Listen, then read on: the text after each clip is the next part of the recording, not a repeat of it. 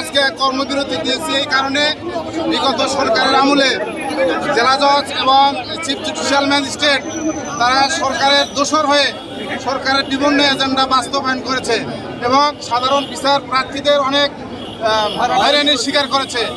এছাড়া আমরা যারা কর্মচারী রয়েছি তার নির্দেশ মোতাবেক আমাদের নিয়ম আছে 9টা থেকে 5টা, কিন্তু তার নির্দেশ রাত 10টা 12টা ঠিক নাই এবং কিছু কিছু কর্মচারী তারা মানসিক ভারসাম্য হারিয়েছে তার অত্যাচারে।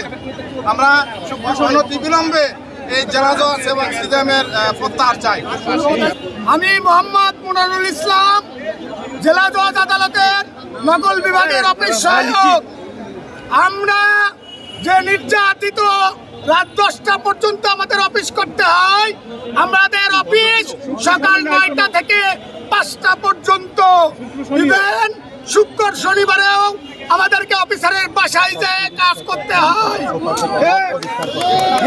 আমরা গণপ্রজাতন্ত্রী বাংলাদেশ সরকারের কর্মচারী। আমরা 9টা টু 5টা ডিউটি করব, তারপরে কেন আমরা বাসায় অফিসে?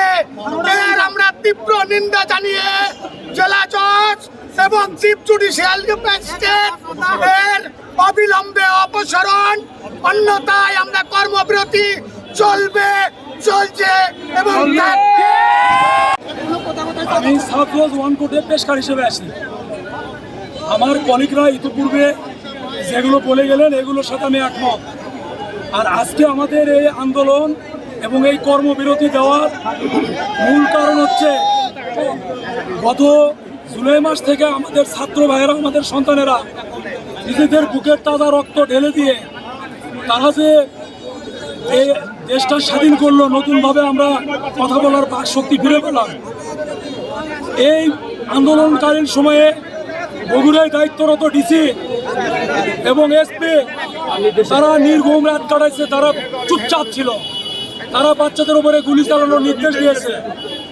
এই ডিসিকে গতকালকে মাননীয় সরকার প্রত্যাহার করে নিয়েছে।